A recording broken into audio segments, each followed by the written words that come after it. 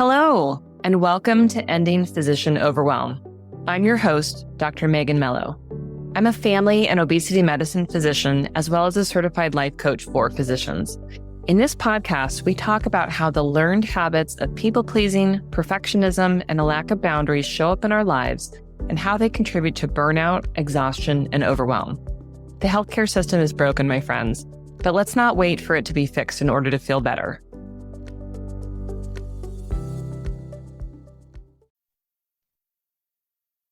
Hello, my friends, and welcome to another episode of Ending Physician Overwhelm. We're going to be talking today about a book that I've read recently called Everything is Negotiable, written by Meg Myers Morgan, who is an assistant professor at the University of Oklahoma. I highly recommend this book. She's a really charming and engaging writer. But we're going to talk specifically about one of the sections today where I almost did a spit take when I got to tactic number 4, which she says is never give it your all. So the public dialogue that we often hear repeated is to give it 110%, give it everything you've got, and really be all in.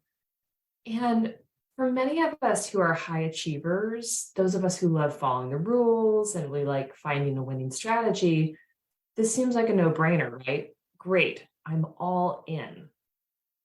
But if we throw in a tendency towards people-pleasing or perfectionism, if we throw that into the mix, or those of us who struggle with setting boundaries, or we might have a tendency to always put others first. I've talked before about human giver syndrome, it's another name for it.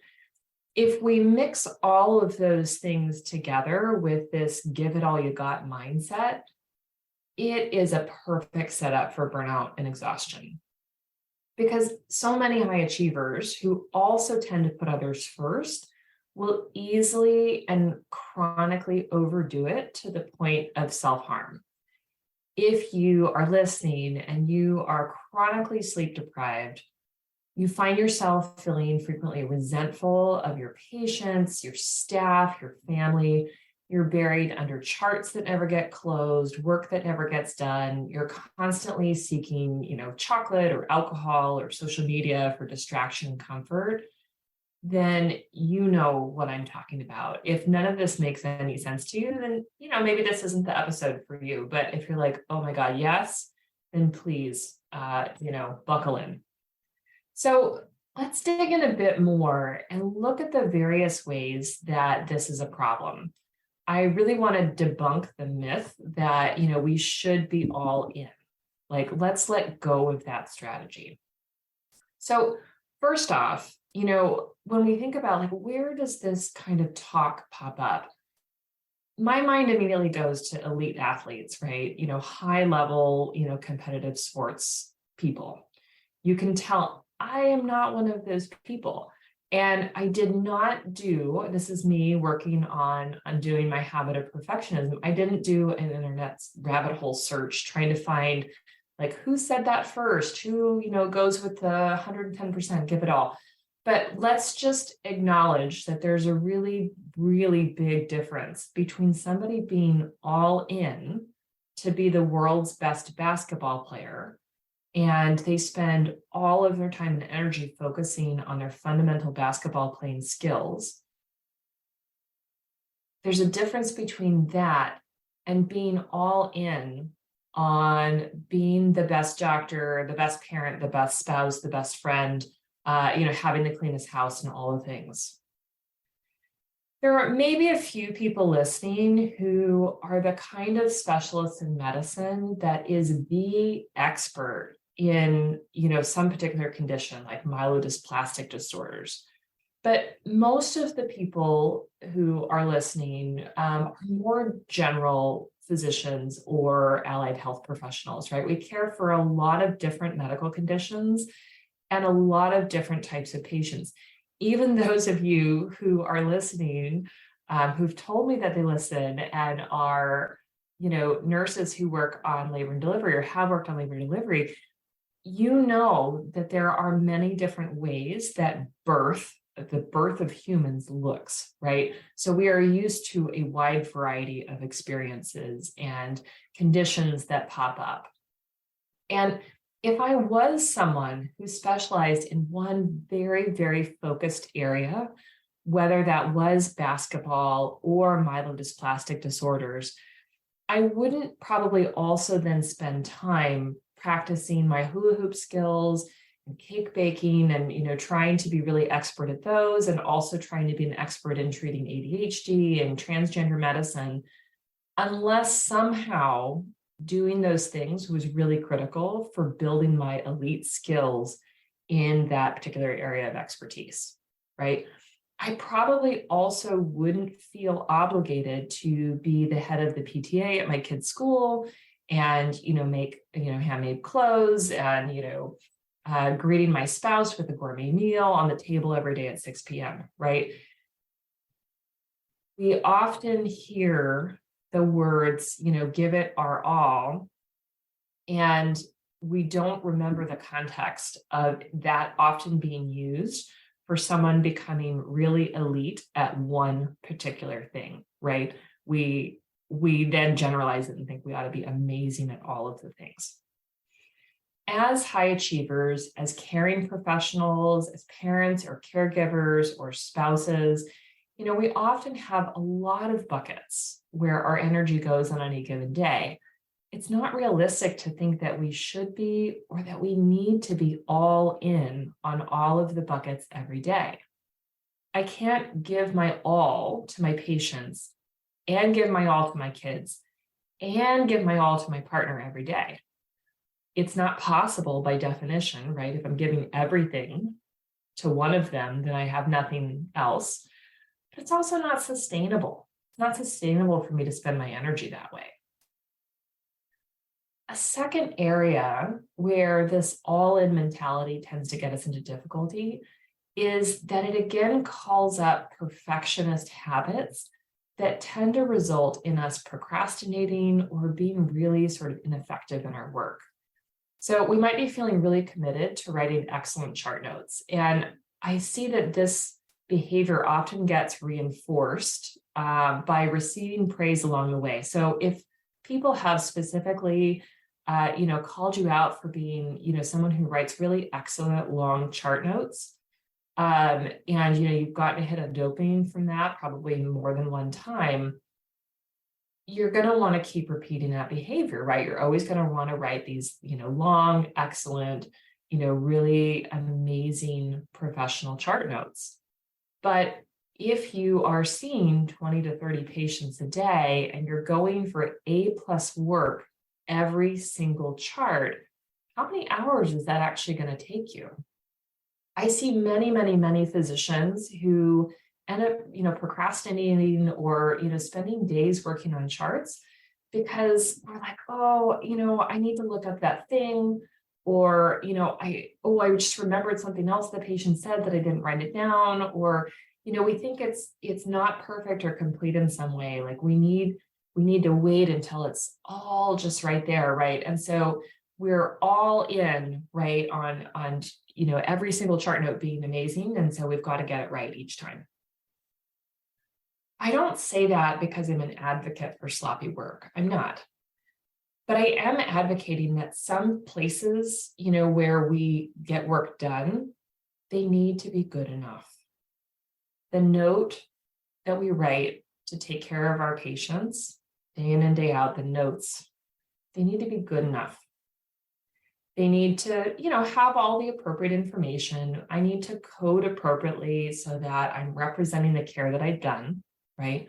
A lot of times we worry about overcoding our work, but the answer shouldn't be undercoding our work either and not getting paid or credited for the work that we're doing. We need to leverage, whatever electronic health record that we're using to really streamline documentation so that I'm not typing the same words and the same paragraphs and the same sentences over and over and over again, right? We need to leverage, the computer to do that for us. Having good enough notes doesn't make you a bad doctor.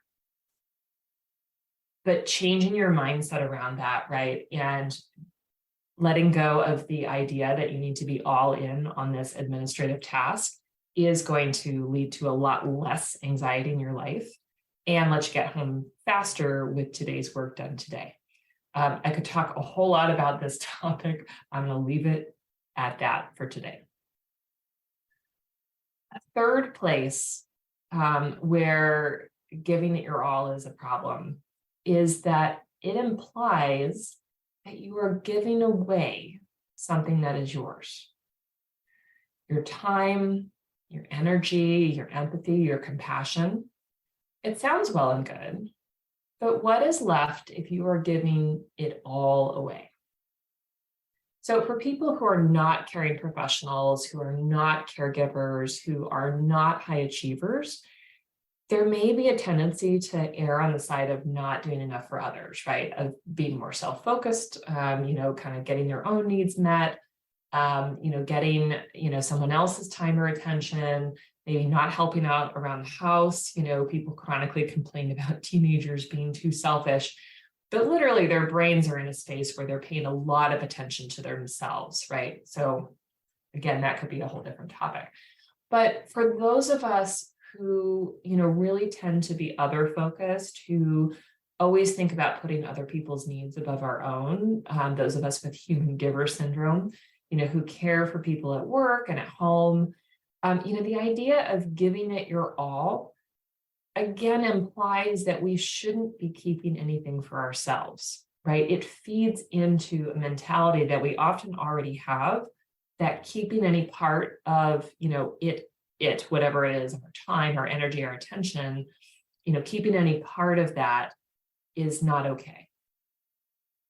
The message, when we're giving the message to these two groups, people who are, I won't say underachievers, but people who are not high achievers, and those of us who are high achievers, the message, the words might be the same, but the outcome is very, very different, right? Giving it your all on your term paper when you need to pull your grade up in college is very different from giving it your all, again, giving it all away to your patients, being the person in the office that the nurses can always ask any question, even if it's not your patient, doing all the things for your kids, all of that. The outcome is very, very different when we think about giving it our all. And finally, and this is related to the previous point, but also giving it your all suggests that the flow is unidirectional. It reinforces that idea that we are a giver and not a receiver. And that is not a helpful mindset to be in. We are humans. We have needs, we have wants, and for many years, often, we've been conditioned to ignore our needs and wants, but eventually we need to start paying attention to them again.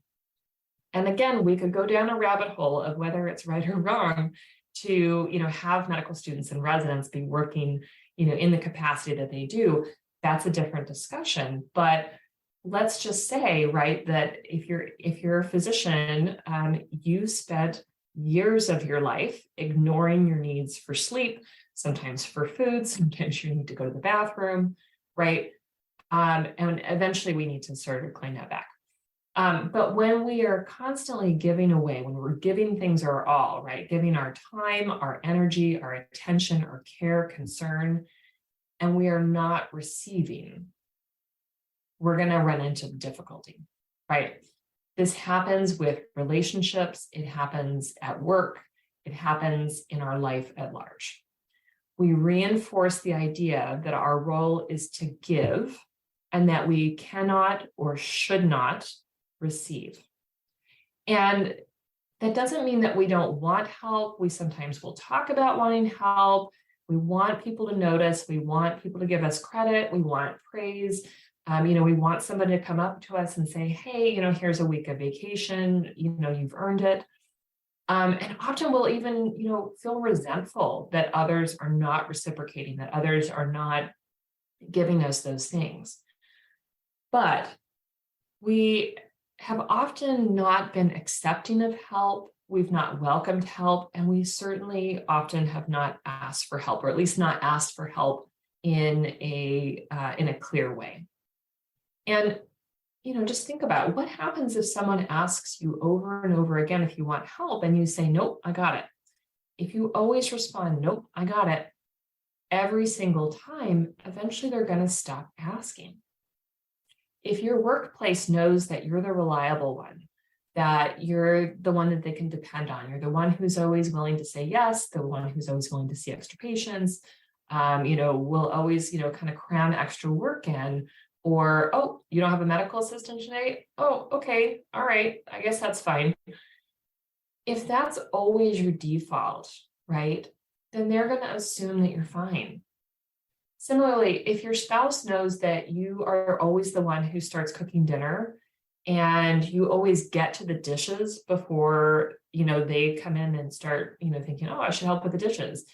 Or if you always want the dishes done in a certain way, which is a problem that I have, they're going to stop asking, if you want help. They're going to stop thinking that you want help. They're not going to insist on helping, right? Because they've been rebuffed.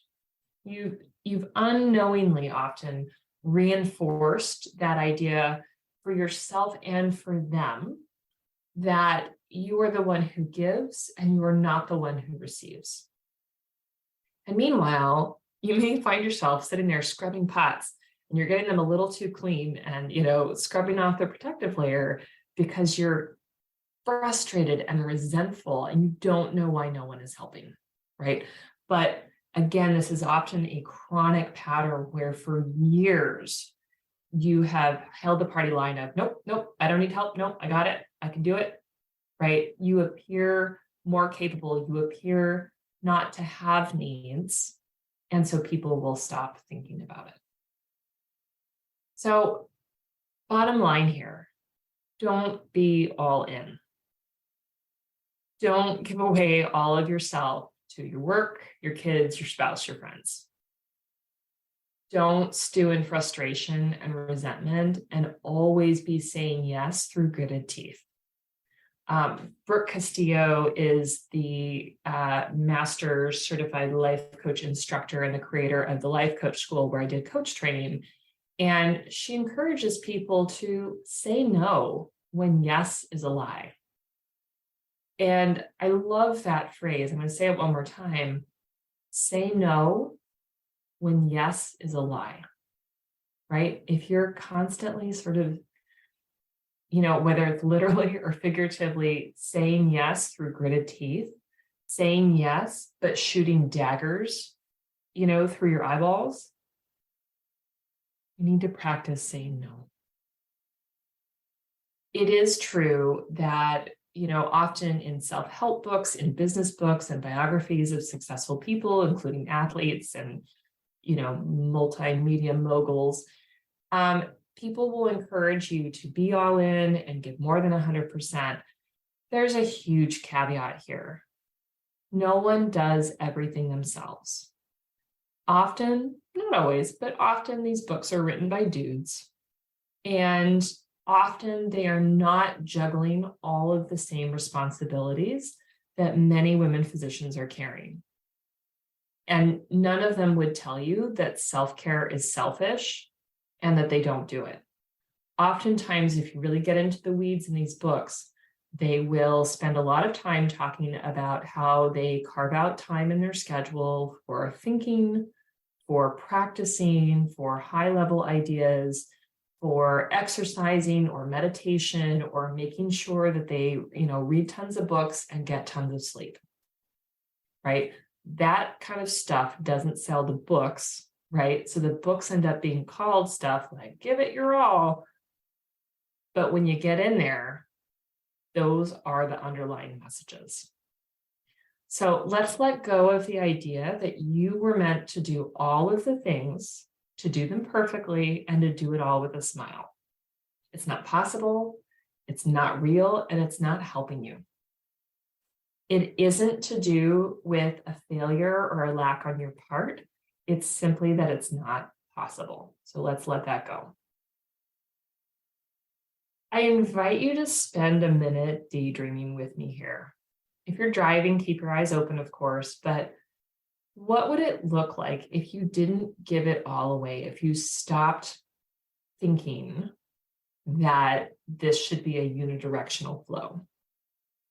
What if you got out of bed each morning and spent a few minutes relaxing, stretching, journaling, reading, exercising?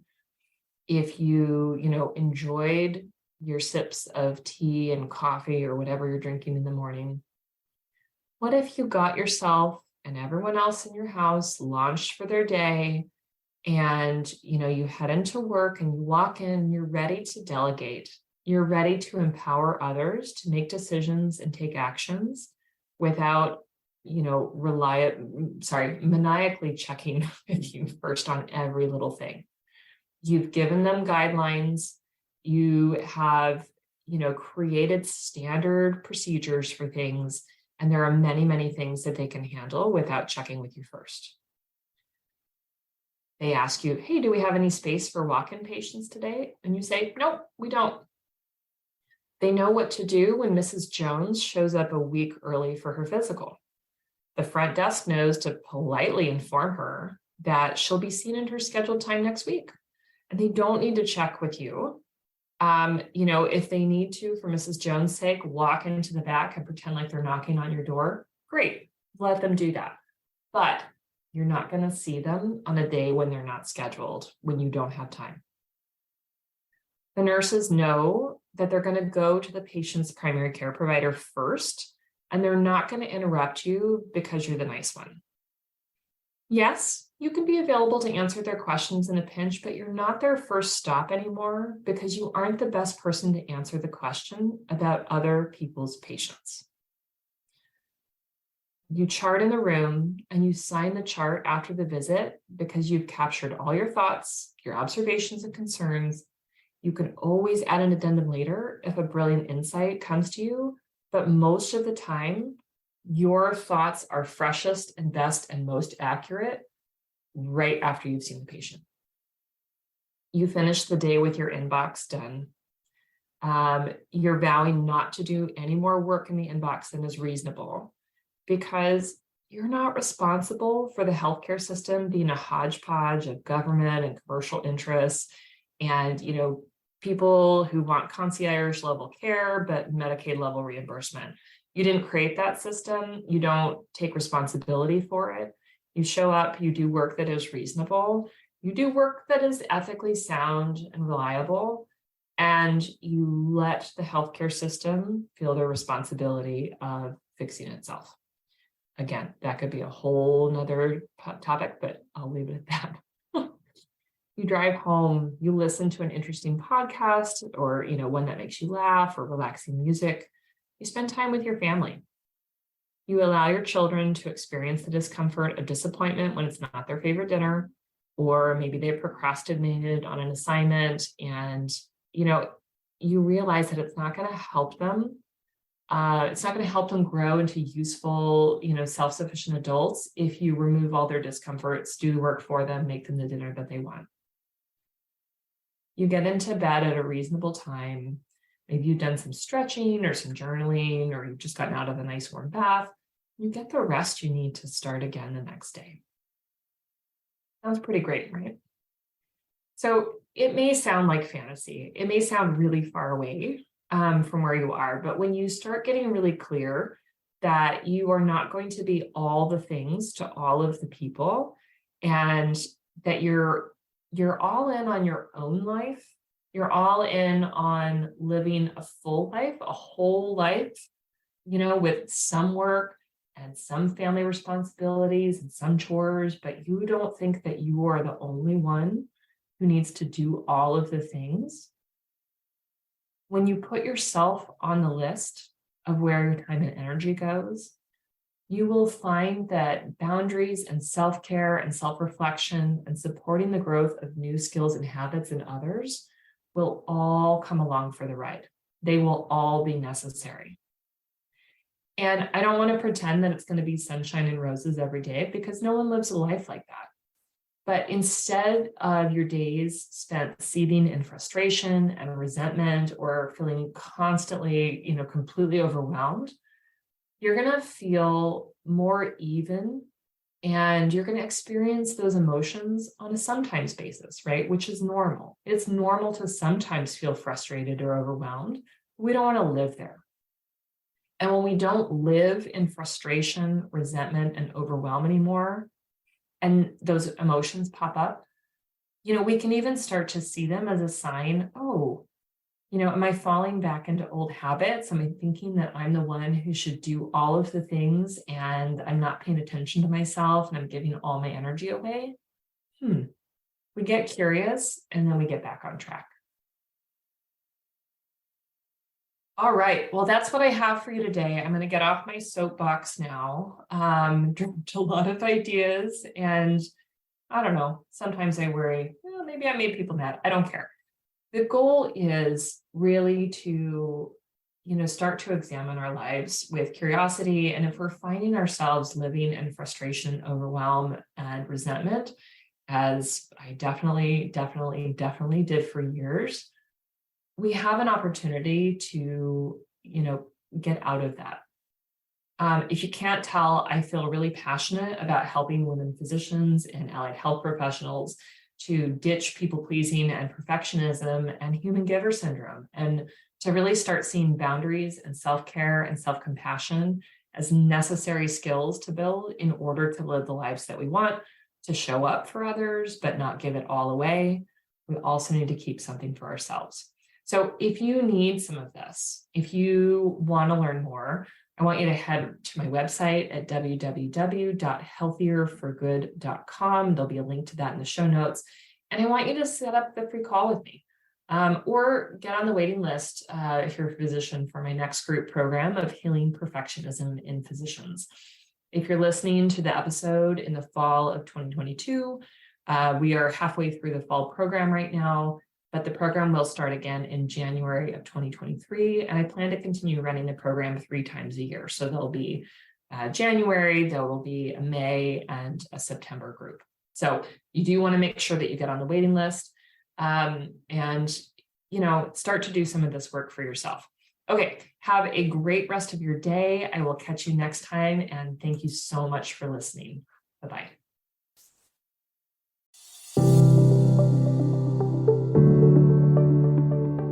Well, that's our show for today. Thank you as always for listening. To learn more about my coaching programs, head to www.healthierforgood.com. And if you love this podcast, please drop us a review on iTunes or support the show by clicking the link in the show notes. Until next time, take care.